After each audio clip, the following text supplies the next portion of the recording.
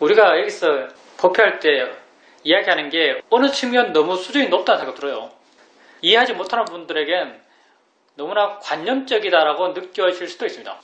그래서 오늘은 실천 수행에 대해서 한번 이야기해 봅시다. 실천 수행. 수행하는 방법에 대해서. 물론 수행하는 방법을 기초수행 법문 하면서 이야기했지만 글쎄요. 기초수행 법문 듣고 수행할 수 있다면 그 사람도 바람일이 아주 뛰어난 사람인 것 같아요. 요즘은 코로나 때문에 단마숲에 오는 사람이 없죠. 근데 가끔은 뭐 스님 법문 다 들었어요. 이런 사람들. 스님 법문 다 들었어요. 하면서 오는 분들이 가끔 있어요. 그래서 그러면 내 법문 다 들었는데 수행 어떻게 하고 계세요? 라고 물어보면 아주 이상하게 하고 있죠. 아주 이상하게 하고 있어요. 혼자 수행해서 바르게 수행하는 사람 찾기는 정말 힘듭니다. 쉽지가 않아요. 혼자 수행하면서 바르게 수행하는 사람 찾기가 힘들어요. 그 사람이 기초수행 법문을 하면서 했던 말들, 뭐 가볍게 하라라, 자유롭게 하라라, 대상을 바꾸라, 수동적으로 하라라, 의지적으로 하라라, 아는가 물어봐라, 뭐가 있나 좀 물어봐라, 이런 말 안 들었는가? 많이 들었죠. 많이 들어도 그 사람에겐 그게 정리가 잘 안 되는 것 같아요. 결국 그 사람이 귀하는 것은 스스로 생각하는 이게 수행이야라고 하는 자기 믿음, 이게 수행이라고 하는 자기 믿음에 결국은 귀하고 결국은 그대로 해요. 그렇게 오래 하죠. 우리 마음이란 것은 우리 게 아니에요. 우리 마음이란 것은 우리 게 아니라서 수행이란 것은요, 특정 마음을 계속 일으키는 거예요. 특정 대상을 향해서 특정 마음을 계속 일으켜요. 당연히 그 대상에 대해서 일어나는 마음의 힘이 좋아져요. 그게 바른 방향이면 알아차림, 고요함, 지혜, 신심, 노력 이런 힘들이 점점 좋아질 거예요. 근데 바르지 않는 방향이면 이것과 전혀 상관없는 다른 마음의 힘들이 좋아지겠죠. 주로 그릇되게 수행해서 좋아지는 건요, 고요함이에요. 점점 대상에 붙는 마음. 스스로 느끼기에 수행 잘 되는 것 같아요. 왜냐하면 편하기 때문에. 편안하죠. 사마디가 정말 강해지면요, 정말 편합니다. 그러니 많은 사람들이 편한 체험을 하면서 수행이 제대로 된다고 생각해요. 근데 절대 그렇지 않습니다. 여기에 대해서는 사회도가 아주 충격적인 말을 내게 해줬죠. 내가 사회도랑 인터뷰하는데 인터뷰 듣고 있으면 많은 사람들이 자기 수행 잘한 것을, 자기가 수행에 뛰어난 것을, 인터뷰는 자기 자랑하는 시간이잖아요. 내 수행 이렇게 못했어요 라고 말하는 것까지도 어느 측면은 자기 솔직하게 자랑하는 거예요. 다른 사람들이 자기 수행 잘한다고 막 자랑을 하고 있는데 대부분 사람들이 자랑한 내용 들어보면 마음이 편했습니다. 고요합니다. 평화로웠습니다. 이런 말들을 사회자에게 자기 수행 잘한 걸로 보고를 해요. 근데 나는 수행하면서 그런 느낌을 받은 적이 별로 없거든요. 근데 또 내 수행한들 보면 수행을 나름 잘하고 있는 것 같아요. 그래서 사회도에게 물어봤죠. 사회도 나는 이렇게 수행을 해가고 있는데 내가 생각하기에 내가 수행하고 있는 이 방향은 옳은 것 같은데 나는 왜 수행하면서 한 번도 마음이 고요하다, 평화롭다 이런 느낌을 가져본 적이 없습니까? 이렇게 물어본 적이 있죠. 사회도한테. 나는 왜 이런 마음을 가져본 적이 없습니까? 그러니까 사회도께서 하신 말씀, 어리석은 자가 고요하다고 말한다. 사회도 말이에요. 어리석은 자가 고요하다고 말한다. 대상을 향해서 마음에 관심이 있는데 어떻게 고요함이 느껴질 것인가? 정말 바르게 고요하면 고요해도 고요한지를 알지 못한다. 이렇게 말했어요. 수행하는 많은 사람들이 대충 수행하면은 마음 편해진 그걸 갖고 수행을 바르게 한다고 생각해요. 왜냐하면 그게 자기 성취 같으니까. 그것만 딱 찍어보면 좋은 점일 수도 있겠죠. 근데 발전 가능성은 없어요. 지혜로워져서 세상으로부터, 나로부터 자유로워질 수 있는 그런 발전 가능성은 없는 어떤 수행적 방법이죠. 그래서 여러분이 바르게 수행하는 게 중요하고요. 어떻게 바르게 수행하는가? 이건 굉장히 내 중심적으로 말하면 정말 이건 내 중심적으로 말하는 거예요. 내가 하십시오라고 말한 대로 수행하는 것이 가장 여러분에게 도움되는 방식이라고 나는 생각합니다. 여러분이 다른 스님들, 시험일 수행을 하는 다른 분들 법회도 아마 참석하실 텐데 말하는 게 아마도 조금씩 다를 거예요. 왜냐하면 조금씩 다르게 수행했거든요. 특히 수행 초반기에는 좀 많이 다를 수도 있어요. 근데 우리 각자가 다 자기가 한 것밖에 모릅니다. 우리가 별로 지혜가 아주 뛰어난 사람들이 아니죠. 그래서 자기가 한 것밖에 몰라요. 결국은 여러분 스스로 여러분 자신의 수행을 정리해 가셔야죠. 자, 그럼 오늘은 이렇게 하면 스스로 수행을 바르게 하고 있다라고 판단할 수 있습니다라고 내가 말할 수 있는 경우, 수행을 맨 처음 합니다. 어찌 보면 수행 어떻게 해야 되는지 잘 모르겠다는 순간도 많습니다. 그런 어떤 수행 상태에 있는 분, 그런 수행 상태에 있는 분은요, 우선 대상을 자기가 가볍게 알려고 하고 있다. 대상이라는 것은 보여지는 것, 들려지는 것, 느껴지는 것, 이렇게 표현하면 더 어렵겠죠, 그 사람에게는. 대상이라는 것은요, 보여지는 것, 색이 되겠죠. 보여지는 것, 그런 느낌들, 소리들, 보여지는 것. 보여지는 것은 보여지는 것이라고 말할 수밖에 없네요. 형태, 색깔 이거예요. 형태, 색깔, 소리, 느낌이죠. 맨 처음 수행하는 분들 대상은 주로 이거예요. 생각은 주로 대상으로 못 삼죠. 왜냐하면 생각은 굉장히 가볍기 때문에. 그렇게 형태, 모양, 색깔, 소리, 느낌이에요. 이런 것이 수행의 대상이죠. 이런 수행의 대상에 대해서 수행자가, 처음 수행하는 사람이 그 대상을 가볍게 알려고 하고 있다면, 가볍게 안다는 것도 이해하기 힘든다면, 멀리서 알려고 한다면, 또 그것도 이해하기 힘든다면, 마음을 안 움직이면서 알려고 한다면, 여러분은 엉덩이 느낌을 알기 위해서 꼭 엉덩이까지 갈 필요가 없어요. 마음을 안 움직이면서 알려고 한다면 수행을 아주 바르게 하고 계십니다. 그리고 다른 대상, 이 느낌 할 때 또 다른 느낌이 나타나요. 그렇게 다른 느낌이 나타났을 때 그 다른 것으로 마음을 옮기려고 한다면, 더 쉽게 옮기려고 한다면, 더 빠르게 옮기려고 한다면 수행을 아주 바르게 하고 계신 겁니다. 그리고 잘 되지 않을 때 뭐가 일어나고 있지? 이렇게 질문하고 있다면, 뭐가 일어나고 있지? 이렇게 스스로 질문하고 있다면 수행을 아주 바르게 하고 계신 거예요. 그리고 자기 마음에 어떤 자극이 될 때, 마음이 화가 나거나 들뜨거나 두렵거나 이럴 때 그것을 알면서 자연의 이치야, 대상이야, 이렇게 바른 견해를 일으켜주고 있다면 수행을 아주 바르게 하고 계신 겁니다. 그러니까 맨 처음 수행하는 분이 수행하는 방법, 가볍게 알기 위한 노력, 대상을 옮기려는 노력, 그리고 질문하려는 노력, 스스로는 질문이에요. 뭐가 일어나고 있지? 이렇게 질문하려는 노력, 그리고 바른 견해를 일으키는 노력, 이 네 가지죠. 이 네 가지를 하고 있다면요, 수행을 아주 바르게 하고 계신 겁니다. 그리고 이런 네 가지를 계속해 나가게 되면 점점 옮기는 게 쉬워질 거고, 점점 옮기는 게 자연스러워질 것이고, 점점 옮기는 게 빨라져 갈 거예요. 그리고 나중에는 가만히 던져두면서 전체를 알게 될 겁니다. 이런 변화가 자연스럽게 생겨납니다. 이런 변화가 어떻게 가능하겠어요? 알아지는 대상에 대한 집착이 약해졌기 때문입니다. 집착이 강하다면 대상이 붙을 수밖에 없고, 대상이 붙는다면 멀어질 수가 없어요. 이렇게 변해가는 것이 왜 바르다고 우리가 말할 수 있는가? 집착이 줄어들기 때문에. 집착이 줄어든다는 것이 곧 욕심과 화가 줄어든단 말이죠. 욕심과 화가 줄어드는 그 변화의 과정 속에서 알아진 형태가 처음에는 하나하나 띄엄띄엄 알아가다가, 알아진 대상을 수동적으로 알아가다가, 나중에는 그냥 던져두고 자연스럽게 알아진 여러 가지 것을 확인하면서 수행하게 돼요. 이게 다 집착이 줄어들어 갔던 과정이죠. 이렇게 전체적으로 알아지고 있다면, 좀 이 수행을 오래 하신 분들은 대부분의 알아짐 상태겠죠. 이렇게 전체적으로 알아지고 있다면 물으세요. 아는가라고 물으세요. 마음의 힘이 좀 좋다 싶으면요, 아는가라고 물으세요. 알아지는 게 있잖아요. 알아지는 게 있어요. 알아지는 게 있다면 당연히 아는 것도 있겠죠. 아는 게 없이 어떻게 알아지는 게 있겠어요. 이건 상식이잖아요. 알아지는 게 있다는 것은 아는 게 있다는 말이에요. 근데 알아지는 것은 관념으로 분명해요. 근데 아는 것은, 아는 쪽은 법으로서 분명하지가 않아요. 아는 쪽은 모양도 색깔도 위치도 크기도 리듬도 내용도 아무것도 없어요. 아는 게 있는 것 같지만 이 아는 것을 이해하는 것이 쉽지가 않아요. 근데 알아지는 것은 관념으로 분명합니다.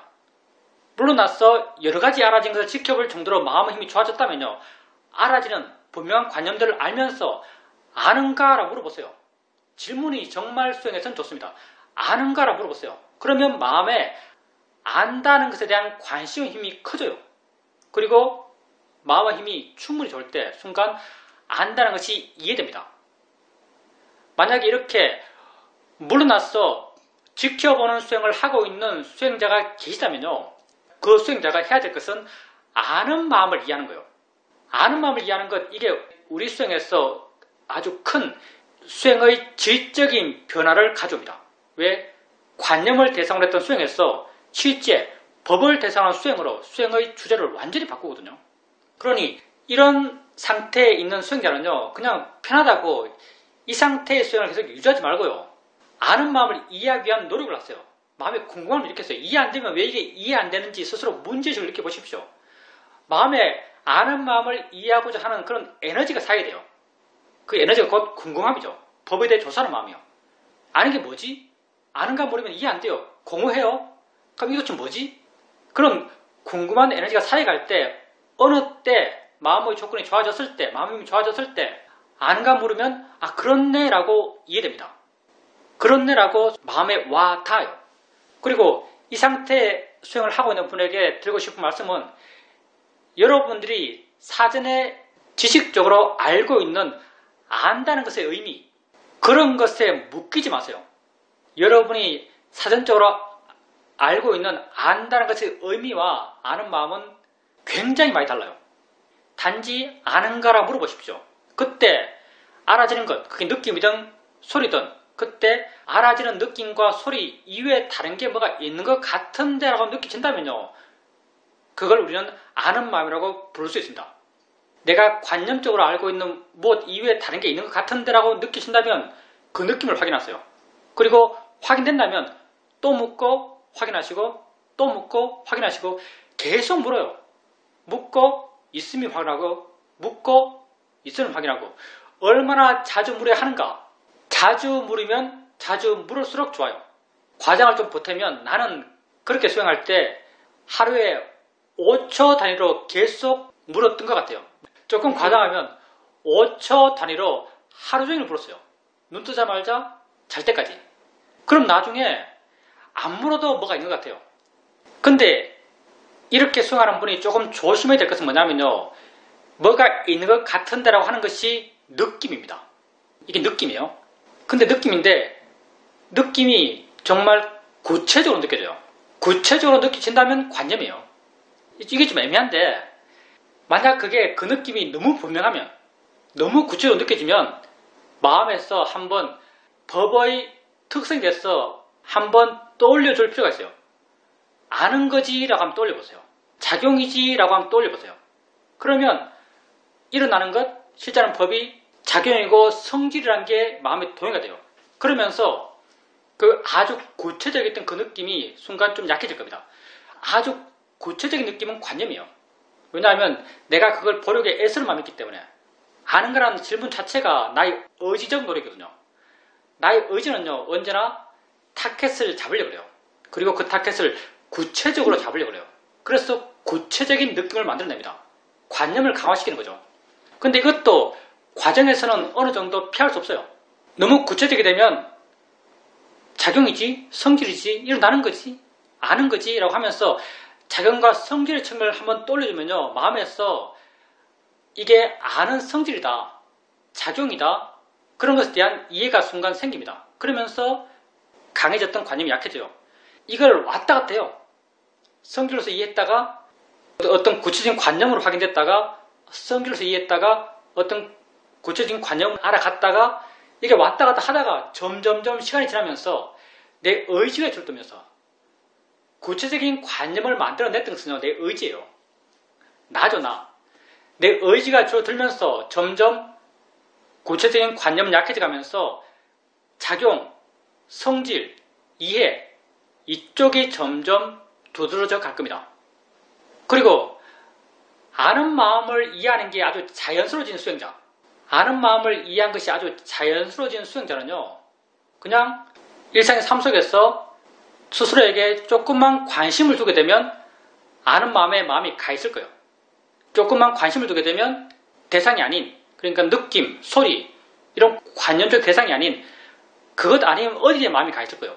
이렇게 아는 마음을 아는 것이 자연스러워지고 쉬워진 수행자는 아는 마음을 모든 활동 속에서 아는 마음을 이해하려고 한번 노력해 보십시오. 그리고 이렇게 모든 활동 속에서 아는 마음을 알아가려고 노력해 가다 보면 자연스럽게 아는 마음 반대편에 있는, 아는 마음과 함께 연기로 엮여 있는 알아지는 것에 대한 관심이 자연스럽게 생길 겁니다. 이런 관심이 없다면 한번 관심을 가져보세요. 알아지는 것. 소리 듣고 있어요. 내가 듣는다라고 이해한다면요, 반대쪽은 들리는 거예요. 우리가 관념적으로 소리 들을 때는요, 소리는 고정체예요. 관념적으로 소리 들을 때는 소리는 고정체예요. 근데 법으로서의 소리는요, 고정체가 아니에요. 법으로서의 소리는 듣는 마음과 함께 작용하는 반작용이죠. 이렇게 아는 마음을 이해하는 것이 쉬워진 수행자는요, 아는 마음을 어느 때, 어느 장소, 어느 활동 속에서도 아는 마음을 이해하려고 해보시고요. 그리고 알아지는 대상에 대해서 관심을 가져보십시오. 알아지는 대상에 대한 관심이 생기고 알아지는 대상에 대한 이해가 생긴다면 그건 위파사나 제1지혜, 나무라파 빨시다냐냐, 몸과 마음을 구분하는 지혜, 물질과 정신을 구분하는 지혜가 있는 거죠. 그리고 또한 위파사나 제2지혜, 위파사나 제2지혜가 뭔지 아세요? 위파사나 제2지혜가 원인과 결과에 대한 지혜죠. 중요하지 않습니다. 지식은 아무것도 아니에요. 지식은 정말 하찮아요, 사실은. 근데 나름 설명이 돼요. 위파사나 제2지혜가 원인과 결과에 대한 지혜입니다. 여러분이 아는 마음을 아주 익숙하게 알아요. 당연히 아는 마음이 지 혼자 있을 리가 없죠. 아는 마음이 지 혼자 있을 리가 없잖아요. 알아지는 것과 함께 있는 거예요. 근데 여러분이 아는 마음만을 알아갈 때는요, 아는 마음의 대상은 고정체예요. 소리, 내게 알아지는 소리, 내게 알아지는 느낌, 고정체예요. 작용의 반대편은 고정체일 수가 없죠. 작용의 반대편은 또한 작용이에요. 아는 마음의 반대편에 대해서 한번 관심을 가져보세요. 소리가 어떻게 들리지? 느낌이 어떻게 알아지지? 물질이 뭐지? 있다는 게 뭐지? 정말 있다는 것, 들린다는 것, 느껴진다는 것, 이런 물질에 대한 이해가 생기면요, 물질에 대한 이해가 생긴다면 어떤 대상의 작용, 물질의 작용과 마음의 작용, 마음과 물질이죠. 이것이 있으므로 이것이 있고 이것이 없으면 이것도 없어요. 이것의 구분, 이게 물질, 정신을 구분한 지혜고요. 이것이 함께 있음, 이게 원인과 결과에 대한 지혜예요. 이게 있으니까 이게 있고 이게 없으면 이것도 없어요. 이런 이해가 자연스럽게 생깁니다. 이런 이해가 생긴 수행자라면, 이런 이해가 자연스럽게 있는 수행자라면 아마 그 다음부터는 그냥 있음을 확인해 가면서 수행하게 될 거예요. 있음. 그 있음에는 이런 이해가 다 내포되어 있죠. 물질과 정신, 그리고 이 둘이 함께 있음.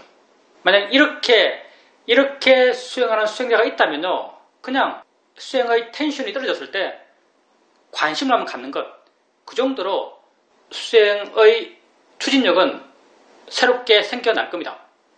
이게 기본적으로 수행 과정에서 여러분이 자기 수행 단계에서 해야 될 바죠. 이렇게 수행하고 있다면 수행을 바르게 한다고 말할 수 있습니다. 질문입니다. 한동안은 몸이 안 좋다는 것을 모르고 살았습니다. 그런데 며칠 동안 좀 무리를 했는 모양인지 몸이 좀 안 좋습니다. 몸이 좀 안 좋아도 그것에 대해서 크게 반응하는 마음은 없습니다.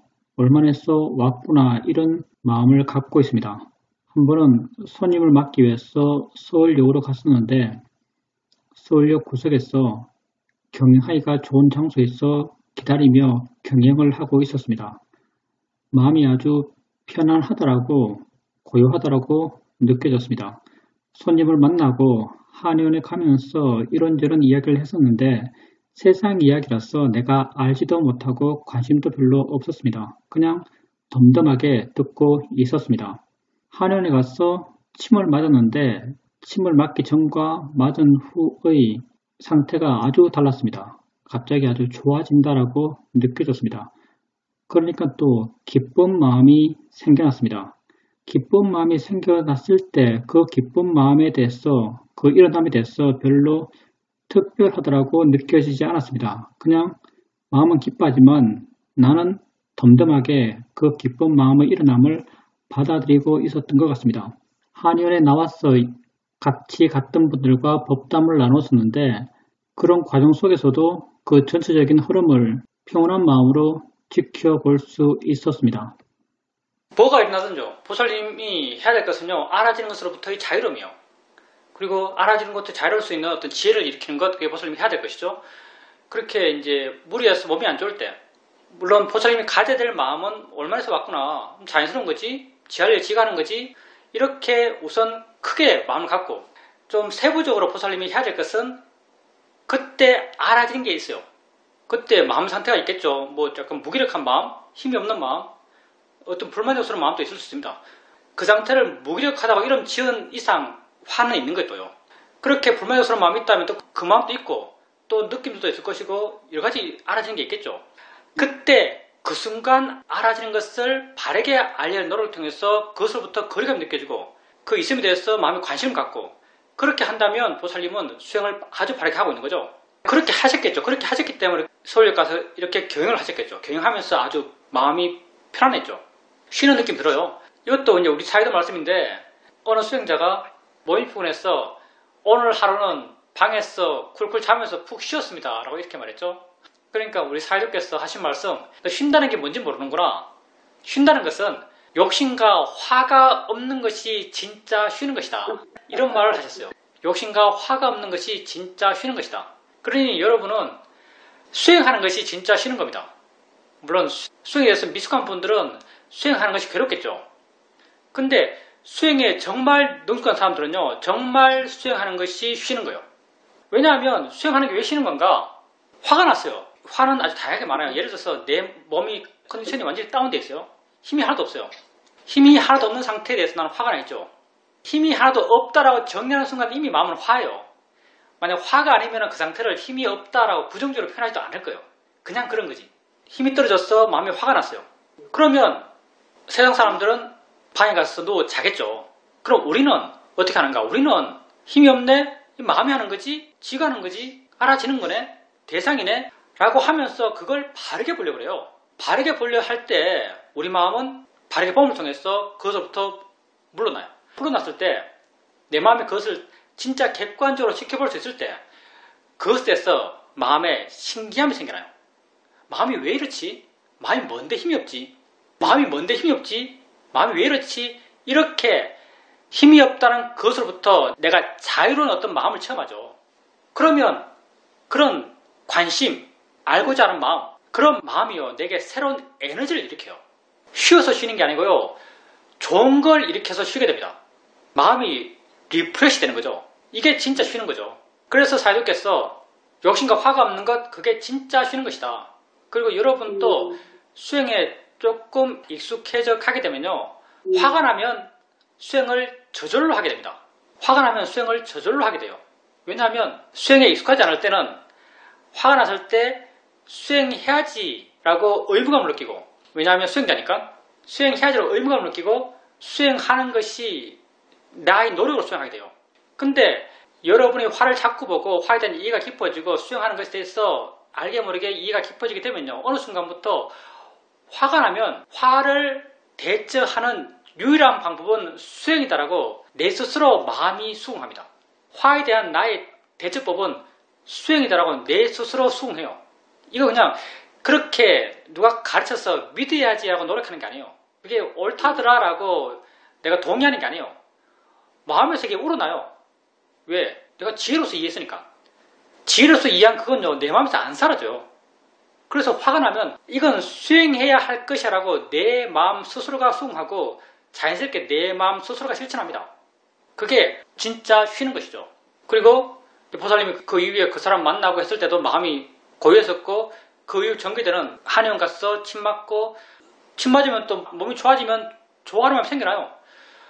좋아하는 마음 생기는 것 또한 당연하죠. 왜냐하면 내가 아직 성인이 아니니까, 나를 나로 믿으니까, 내가 좋아지면 좋은 걸로 이미 가치 부여하고 있기 때문에 좋은 마음이 생겨나요. 좋은 마음이 생겨도 또 우린 그 좋은 마음으로부터도 자유로울 수 있어요. 마음이 이렇네? 마음이 좋아하네? 지가 먼저 좋아하지? 마음이 뭐지? 이렇게 관심 갖고 보는 거죠. 그렇게 좋은 마음으로부터도 마음이 물러나요. 좋은 마음도 객관적으로 볼 수 있는 거죠. 안 좋은 마음, 화의 마음으로부터 우리는 물러나서 자유로울 수 있고 좋은 마음으로부터도 물러나서 자유로울 수 있습니다. 이게 좋음과 나쁨의 양극단을 떠난 중도길이죠. 세상에서 여러분이 내가 좋은 것만 내게 있고 나쁜 것은 내게 없으라 라고 하는 것은 있을 수가 없습니다. 좋은 것은 나쁜 것이 있기 때문에 좋은 것이에요. 나쁜 것이 없는 좋은 것은 없어요. 세상 속에서 여러분은 좋은 것만 추구하죠. 맞죠? 세상 속에서는 여러분은 좋은 것만 추구해요. 이런 원리를 따져보면요. 여러분이 좋은 것만 추구해서 점점 좋음의 극단으로 여러분은 달려가요. 능력이 좋다면 돈이 많고 재산이 많고 몸이 건강하고 한다면 더 좋은 것의 극단으로 더 멀리 달려가겠죠. 좋은 것의 극단으로 여러분이 멀리 달려가면 달려갈수록 안 좋은 것의 극단도 점점 벌어집니다. 필연이죠. 좋은 것의 극단으로 달려가면요. 안 좋은 것도 점점 극단으로 달려가요. 이 둘은 항상 균형이 맞아요. 왜? 좋은 것이 안 좋은 것에 의지해서 존재하기 때문에. 안 좋은 것이 좋은 것에 의지해 존재하기 때문에. 그럼 수행은 이 양 극단을 떠나려고 그래요. 그래서 가운데로 가려고 그러죠. 그래서 여러분 한 수행이 나쁜 것 볼 때, 괴로운 것 볼 때, 자연의 이치야 물러나요. 가운데로 가는 거죠. 좋은 것 경험할 때, 기쁨을 경험할 때, 마음이야 물러나요. 가운데로 가려고 그래요. 그럼 가운데라는 건 도대체 뭔가? 이 우페카라는 건 도대체 뭔가? 우페카가 이런 뭐랄까요? 기계적 균형. 기계적 균형. 이게 그냥 기계적 균형인가?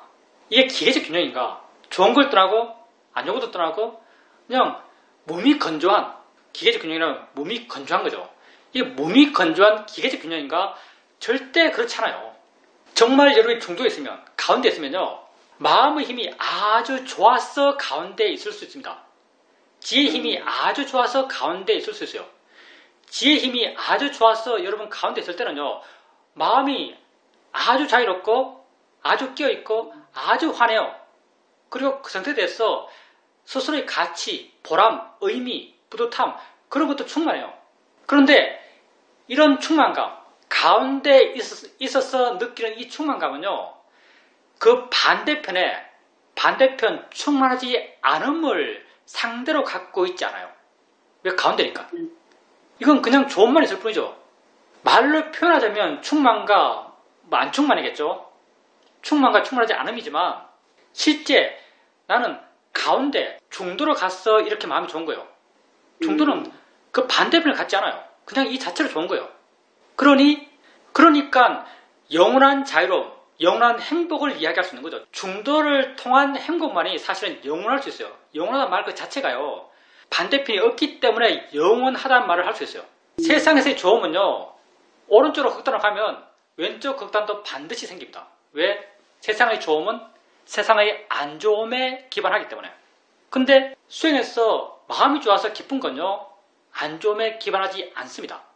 그래서 절대적인 행복을 이야기할 수 있는 거예요. 세상에서는 절대적인 행복을 이야기할 수 없어요. 근데 우리는 수행에서 절대적인 행복을 이야기할 수 있어요. 왜냐하면 우리의 행복은 중도의 행복이기 때문에. 보살님이 하고 있는 거죠. 마음이 기쁠 때도 기쁜 마음도 생길만 해서 생겼네? 그럼 자연의 이치지? 대상이지? 그럼 기쁜 마음을 그냥 뻔히 물러나서 볼 수 있어요. 그게 기쁨으로부터 중도 쪽으로 내 마음이 변했던 거죠. 우리가 이 수행을 통해서 개발해 가는 마음은요. 오직 이 한 마음이에요. 중도의 마음. 알아지는 게 뭐가 되었든 느낌이 되었든 소리가 되었든 보이는 게 되었든 생각이 되었든 그것으로부터 물러나 자유로워지는 것. 그 힘을 끊임없이 키워가는 것이 우리의 수행입니다. 중도에서의 행복을 추구해요. 우리는. 질문입니다. 그때 내 마음이 얼마나 강하게 중립적이 되었는지는 말하기 힘들지만 번뇌에 대해서 그렇게 마음이 중립적이 되었는데 그렇게 중립적인 마음에 대해서도 마음이 중립적이었습니다. 그렇게 될 수도 있다는 것을 알게 되었습니다. 그럴 수도 있겠죠. 중립적인 마음을 마음으로 이해할 수 있죠. 중립적인 마음을 마음으로 이해한다면 중립적인 마음도 대상으로서 거리감 있게 알 수 있죠. 그건 보살님이 물론 그렇게 보려고 했을 수도 있고 아니면 자연스럽게 보였을 수도 있어요. 질문입니다. 자연스럽게 그렇게 보여졌습니다. 자연스럽게 보여졌다면 그건 보살님 마음의 힘이 좋아져서 자연스럽게 보인 거죠. 그리고 뭐 마음에 대한 이해가 깊어지면요, 보려고 하면 또 볼 수 있어요. 근데 보려고 하는 건 별로 의미가 없고요. 그걸 이해하려고 하는 건 별로 의미가 없고, 이해하려고 할 때는 그냥 맨 앞에 있는 마음이라는 것은 대상과 함께 있는 마음을 이해하는 걸로 충분합니다. 이해하려고 할 때는 대상과 함께 있는 마음을 이해하는 걸 충분해요. 근데 이제 지켜보는 마음이 이해될 수 있습니다. 지켜보는 마음이 이해된다면 그냥 이해된다는 상태에 있으면 돼요. 지가 알아서 이해되기 때문에. 질문입니다. 저번 시간에 좌선 시에 들뜨는 마음과 그것에 대해서 불만족해 하는 마음에 대해서 스님께 보고 드렸습니다. 그러니까 스님께서는 그걸 자연스러운 것으로 받아들여라라고 말씀하셨습니다. 수행하면서 그렇게 받아들여야지라는 마음을 갖고 좌선을 했습니다. 그런데 좌선할 때 그런 들뜬 마음이 안 일어나는 것입니다. 그 마음을 받아들이려고 준비하니까 그 마음이 일어나지 않았습니다. 그래서 내게 든 생각이 그 불만족스러워하는 마음이 문제였구나라는 것을 알게 되었습니다. 스마트폰 검색을 종종 하게 되는데 그게 썩 좋은 습관이라고 생각하지 않습니다. 스마트폰 검색하고 싶어하는 마음이 생겨났을 때 순간 마음은 이걸 해야 되나 말아야 되나라고 고민했는데 그때 마음에서 받아들여라라는 그런 말이 들렸습니다. 그래서 든 생각이 스님께서 번뇌도 내가 깨달은 지혜를 아주 빠르게 이용한다라고 말씀하신 적이 있는데 그 말이 떠올랐습니다. 스님께서 오늘 수행의 과정에 대해서 말씀하셨는데 저는 약간 초보 쪽에 가까운 수행을 하고 있는 것 같은데 한 단계에만 있는 것이 아니라 이런저런 단계에 같이 걸쳐 있는 것 같습니다. 이렇게 걸쳐 있다고 한다면 그때그때 상황 맞춰서 수행 방법을 따로따로 적용해야 하는지 궁금합니다. 수행에서 아는 마음을 알려고 하고 있는데 내가 아는 마음을 바르게 이해하고 있는지는 잘 모르겠습니다. 그런데 마음이 편안하고 고요할 때도 그렇게 자주자주 아는가라고 물어봐야 하는지 궁금합니다. 그리고 또 마음이 편하고 고요하면 기본적으로 저는 좋다라고 생각하는데 그게 좋은 수행 상태가 아닌 건지 그것 또한 궁금합니다. 우선 보살님이 들뜬 마음이 있는가라고 기다리니까 들뜬 마음이 없죠. 원래 마음은 기다리면 안 일어나요. 내가 이전에 쇼면 수행을 10년째 한다고 하니까 가사를 입을 때 허리띠가 있잖아요. 스님들 허리띠가 있어요. 그때 미얀마 가사 입었으니까 허리띠를 풀고 허리띠를 들고 내가 이걸 내려놓는 마음이 일어나면 내려놓는 마음을 알아야지 하고 들고 있은 적이 있어요. 허리띠를 감고 들고 어디 내려놓겠다는 마음이 생기면 내가 그 마음을 알겠다라는 생각을 갖고 들고 있었죠. 근데 한 1분, 2분 이렇게 들고 있어도 마음이 안 일어나는 거예요. 이런 적이 있었습니다. 이것도 인터뷰였었는데 사이도가 말씀하신 말씀이 마음은 기다리면 일어나야 그 기다리는 마음이 사실 그 마음을 누르고 있는 마음이에요. 물론 보살님이 얼마나 그렇게 들뜬 마음에 대해서 준비하는 마음이 강했는지 그건 모르겠지만 만약 그 마음이 강했다면 그 강한 마음은 다른 마음이 일어나는 것을 누르고 있는 마음이죠. 누르고 있으면 안 일어나요. 그만 보려고 하면요 그 마음이 안 일어나요. 근데 가만히 놔두면 또 일어날 거예요. 조건은 사라지지 않았으니까. 일어나면은 아세요. 받아들이고 아세요. 마음이지 지가 하는 거지 할 때면 해. 난 단지 볼 거야. 이런 자세로 보시면 됩니다. 일어나야만 그게 해결돼요. 눌러놓는 건 해결이 안 돼요. 불교에서 이런 비유가 있죠. 잡초가 있는데 바위로 눌러두면은 눌러둬서 잡초가 안 일어나지만 바위를 치우면 또 잡초가 일어나는 이런 비유가 많죠. 눌러두는 건 해결이 안 돼요. 없다고 해서 문제가 해결된 게 아니에요. 다음에 일어났을 때 바르게 대처하셔야 됩니다. 스마트폰 검색한 거 너무나 자연스럽죠. 받아들이면 돼. 받아들이면 돼. 이게 우리가 웃으면서 이야기하지만요. 쇼면 수행에서 우리 마음을 아주 약하게 하는 그런 고리예요. 사실은 받아들이면 돼. 우리는 수행하는데 너무 포인트가 많이 가 있어요. 쇼면 수행을 하는 분들은 조금 경각심을 가질 필요가 있습니다. 우리는 자연스러운 것, 내버려 두는 것, 받아들이는 것, 수용하는 것 이런 것에 너무 강세가 많이 들어가 있어요. 그 반대편에 있는 것, 노력하는 것, 애쓰는 것, 힘쓰는 것, 이런 것들에 대해서는 너무 비중이 약하죠. 그러다 보니까 받아들이는 것에 대해서 내 상태가 어떻든지 받아들이는 것에 대해서 너무 쉽게 항복하는, 그게 부정적인 것까지도 받아들이려고 하는 그런 마음. 놀고 있을 때도, 수행 안 하고 있을 때도, 수행 안 하고 있는, 번뇌에 빠졌을 때도 번뇌에 빠진 그것까지도 받아들이려고 하는, 여러분이 노력해야 할 때는 노력해야 합니다. 노력이라는 말, 열심히 하란 말이요, 부정적인 요소가 상당히 많기 때문에 수행하는 사람들 가운데 정말 열심히 하는 사람 많아요. 사실요. 미얀마 가서 수행하다 보면 정말 열심히 하는 사람 많습니다. 거의 안 쉬어요. 하루 종일 앉아있어요. 근데 내가 나름 수행자들 많이 봤잖아요. 이렇게 정말 열심히 하는 사람 가운데 위퍼사나 수행입니다. 위퍼사나 수행체에서 정말 열심히 하는 사람 가운데 수행 바르게 하는 사람은 거의 없는 것 같아요. 왜? 정말 열심히 하는 마음이 굉장히 무거운 마음이거든요. 형성되는 마음이요, 굉장히 무거운 마음이에요. 그래서 사회들은 그 부정적인 면, 그게 워낙 크기 때문에 사회들도 많은 수행자 보셨겠죠. 열심히 해라, 노력해라, 이런 말은 안 해요. 근데 실제 여러분이 스스로 수행해 나갈 때 열심히 해야 될 시간이 있습니다. 노력해야 될 시간이 있어요. 받아들이지 말아야 할 때가 있어요. 번뇌 일으키고, 욕심과 화에 빠지고, 즐김에 빠지고, 그런 것은 받아들이지 말아야죠. 그때는 받아들이지 않는 것, 그게 지혜예요. 안 받아들이려면요, 지혜가 있어야만 안 받아들일 수 있습니다. 받아들이면 안 되는 것을 받아들이지 않는 그런 수행자가 되어 나가야 됩니다. 그 상태를 받아들이지 않는다고 하는 것은 그 일어남들을 바르게 보려고 노력한다는 것을 말합니다.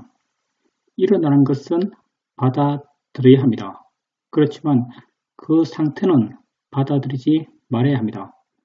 그 일어난 것을 자연이시다, 대상이다 라고 바르게 보려는 노력을 통해서 그 상태를 받아들이지 않을 수 있습니다.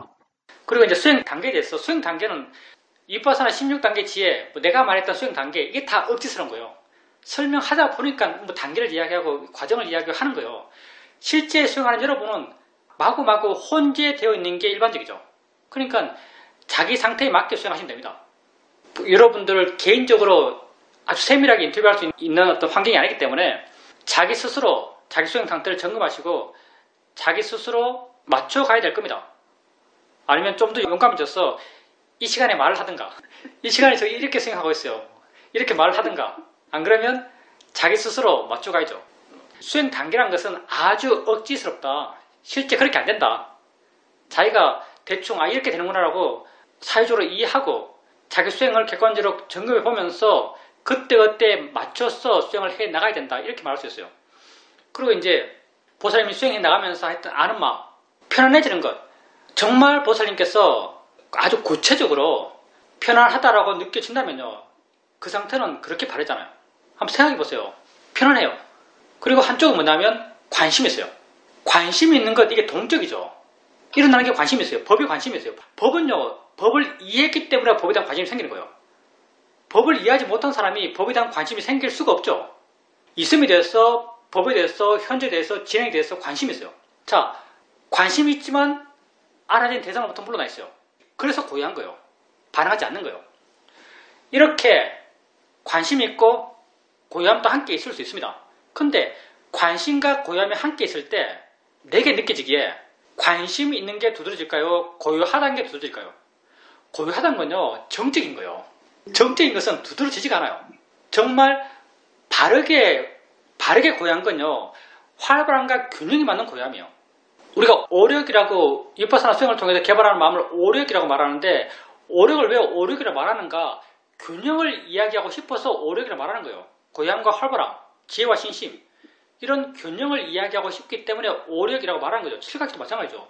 칠각기도 앞에 3개, 알아차림, 노력, 법에 대한 조사, 이 세 가지가 활발함적이에요. 알아차리고 노력하고, 노력이 마음이 활발한 말이에요. 그리고 법에 대한 조사, 이게 지혜죠. 또 관심 있고 깨어있고 활발한 거죠.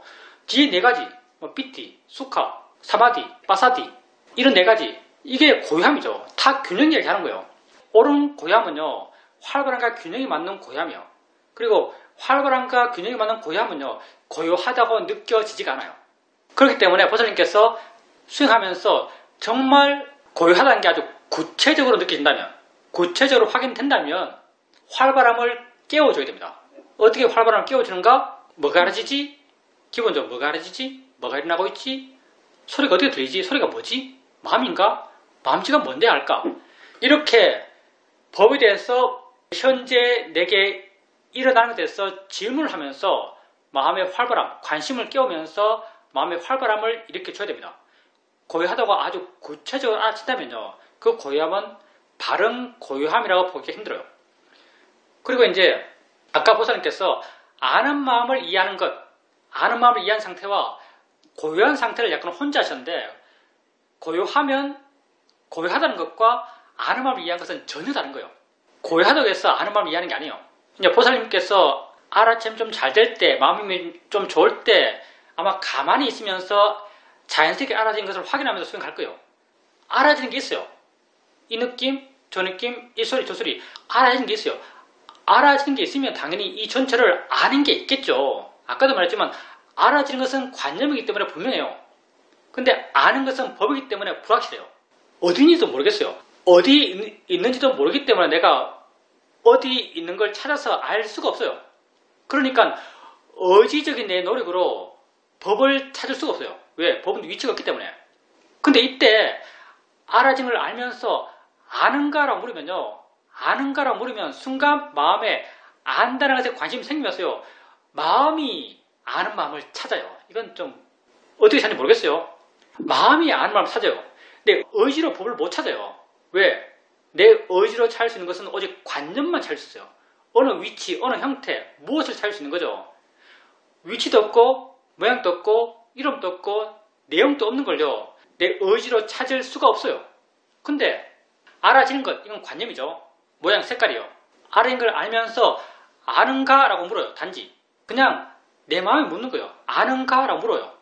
그러면 마음의 에너지, 아는 것에 관심 갖는 이 에너지는요, 지가 알아서 모양도 없고 위치도 없고 크기도 없고 내용도 없는 그걸 찾아요. 지 에너지가.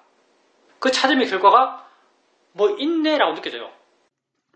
질문입니다. 그렇게 알아차림이 될 때 아는가라고 물어봅니다. 아는가라고 물어보면 아는 듯 합니다. 그래도 그런 상태가 오래 지속되지는 않습니다. 또 쉽게 생각으로 빠져버립니다. 안다라고 이해되면요, 그게 아는 마음을 이해한 거예요. 아는 마음은 구체성이 있게 아는 게 아니에요. 그냥 이해하는 거예요. 아네라고 이해되면, 아네라고 알아치면 그게 아는 마음을 이해한 겁니다. 그리고 이어지지 않는다고 하셨는데요, 당연히 이어지지 않겠죠. 이으려고 하지 말고요, 다시 물으려고 하세요. 아는가라고 물으시고요. 그리고 무엇을 아는가는 질문에 맞지 않아요. 사실 질문이라는 건 별로 중요하지 않아요. 질문이 중요한 게 아니고 내가 그 질문을 어떻게 이해하는가, 내 마음이 그 질문을 어떻게 이해하는가 중요한데요.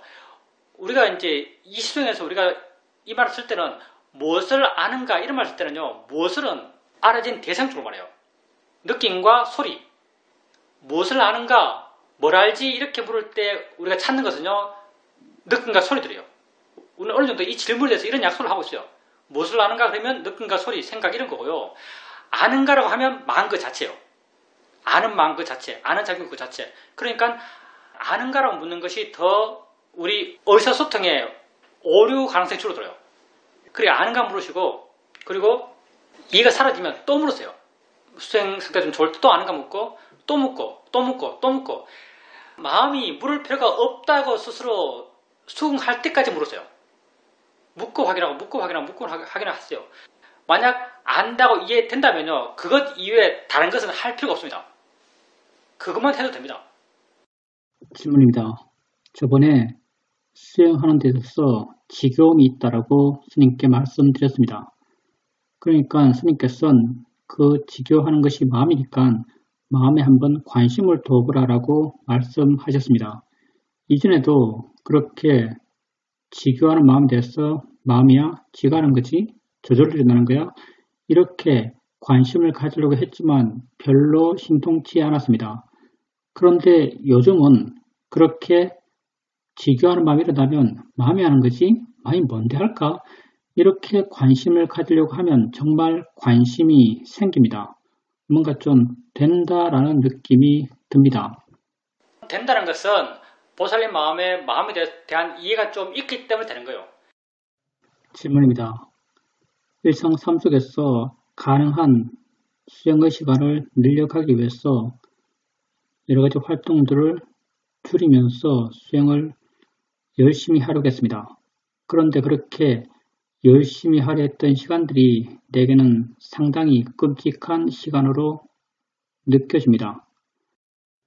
그 뒤 스님의 말씀을 듣고 되어지는 대로 삶에서 수행하려 하고 삶과 수행이 하나 되어 나가는 그런 방향으로 수행을 해 나가려 합니다.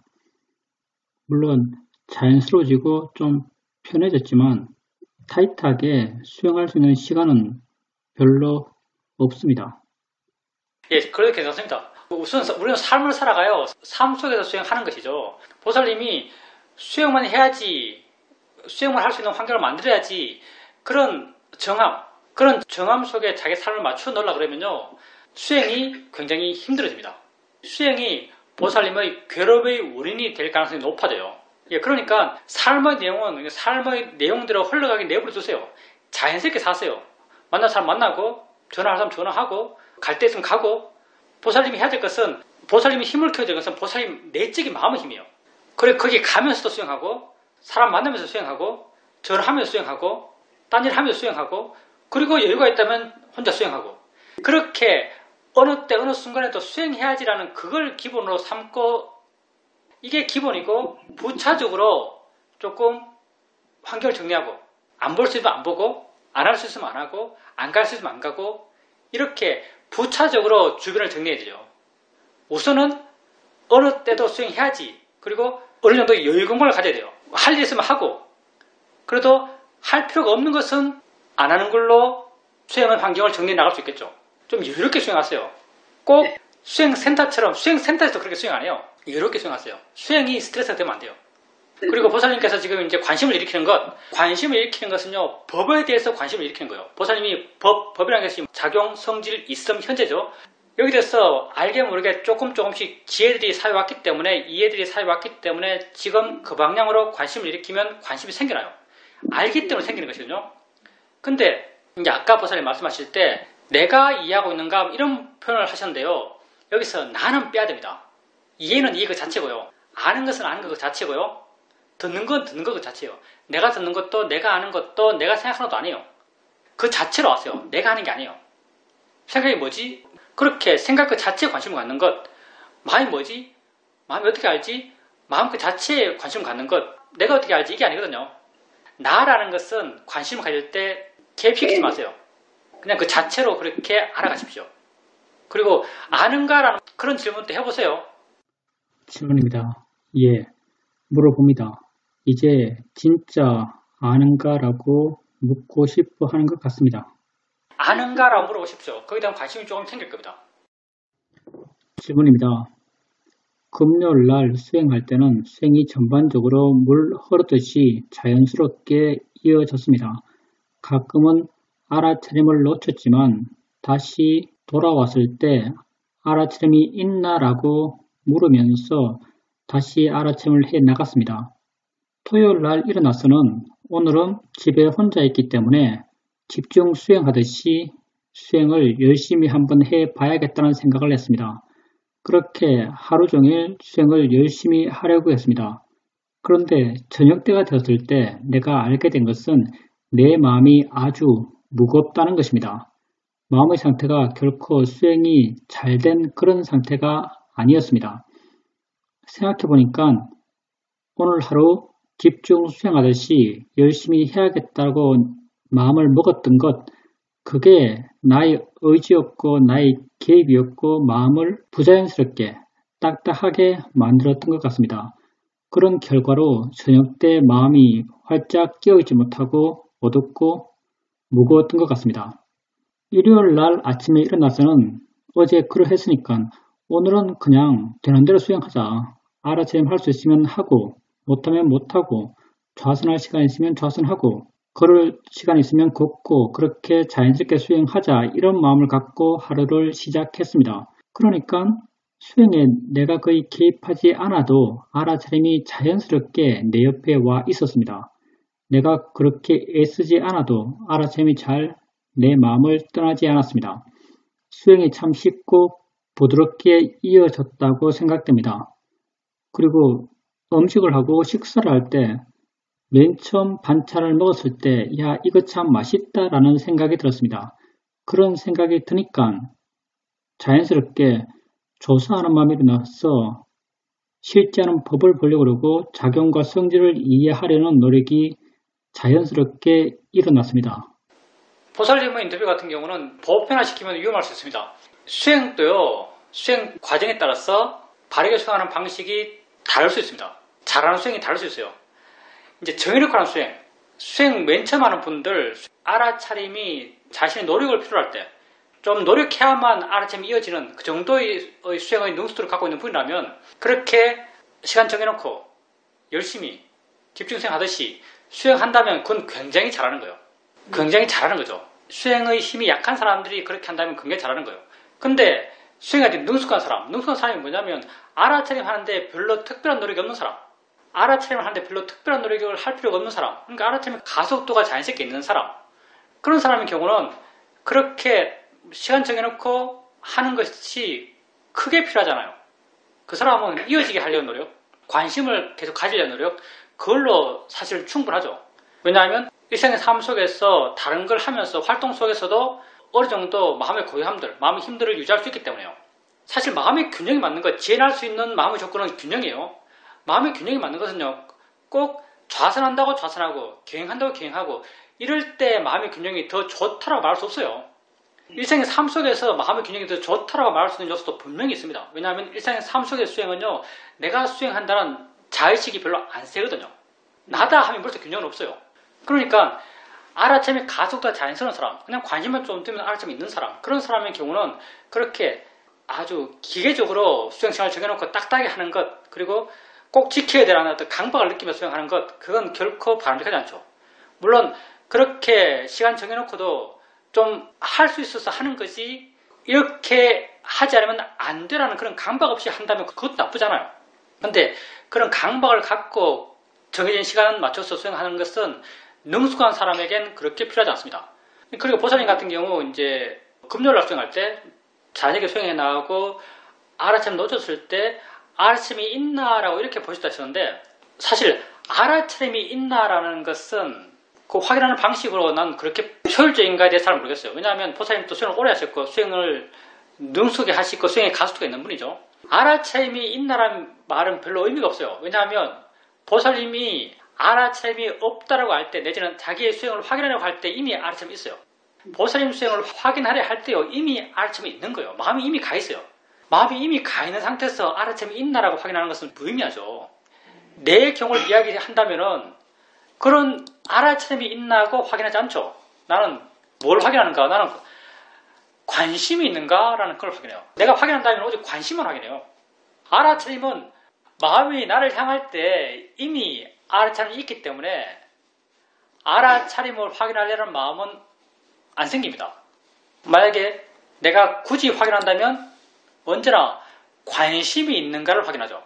물론 그게 보살님에게 해당될지 모르겠어요. 보살님도 다음에 수행을 안 하고 있을 때, 수행을 놓쳤다고 생각할 때, 놓쳤다고 생각할 때 이미 수행하고 있어요. 마음은 무한히 빠르니까. 그때 알아차림이 있는가라기보다는 알아차리는 것, 내지는 현재, 내지는 아는 마음에 대해서 관심이 있는가? 관심의 대상은 다양하겠죠. 관심이 있는가라고 한번 해보세요. 이게 더 효율적일지 모릅니다. 그리고 그렇게 자연스럽게 수행했던 것, 그게 보살님에게는 더 맞는 스타일일 거예요. 자연스럽게 수행한다 하더라도 좌선 경행을 시간 정하지 말고 하란 말은 또 아니고요. 시간 정해서 하는 것이 반드시 나쁘다는 말도 아니에요. 근데 꼭 이렇게 해야 돼라고 할 필요는 없어요. 아까도 말했지만 수행에 익숙하지 않은 분들은 꼭 이렇게 해야 돼라는 마음 갖고 수행하는 것이 훨씬 더 효율적입니다. 능숙한 분들은 두리뭉실하게 수행하세요. 좌선할 때 좌선하고, 기행할 때 기행하고, 못하면 못하고, 단지 알아차림 이어가려고 그러고, 그리고 놓치면은 관심을 가지려고 그러고, 관심이 있나? 관심이 있나라고 관심을 확인하는 것, 그게 지혜를 확인하는 거예요. 내가 인터뷰하면서, 사이도랑 인터뷰하면서 사이도의 가장 큰 동의, 가장 큰 칭찬을 받은 인터뷰 가운데 하나가, 요즘은 알아차림을 확인하는 것이 아니고 지혜를 확인하는 것이 제 수행입니다라고 보고한 적이 있어요. 알아차림을 확인하는 것이 아니고 지혜를 확인하는 것이 내 수행이다. 지혜라는 게 딴 것 아니에요. 지혜란 말하면 거창해 보이지만 관심이 지혜죠. 알아차림은 그냥 관심 두면 마음이 나를 향하는 순간 이미 알아차림이 있는 거예요. 나중에는 알아차림은 이건 확인할 가치가 없어요. 왜? 이미 있으니까. 없을 수가 없어요. 내가 수행을 놓쳤다고 아는데 어떻게 알아차림이 없을 수가 있겠어요? 알아차림이 없는 건 이전이죠. 수행을 놓쳤다고 아는 순간은 이미 알아차림이 있어요. 그러니까 알아차림은 확인할 가치가 없어요. 이미 있으니까. 당연히 나의 관심은요, 관심이 있는가? 이해하고 있는가? 신기함이 있는가? 이런 지혜를 확인하는 것이 내 일이 되는 거죠. 수행적 노력의 방향이 되는 거죠. 지혜를 확인하는 것. 예, 부사님도 한번 그렇게 한번 해보십시오. 그게 더 효과적일지도 모르겠습니다.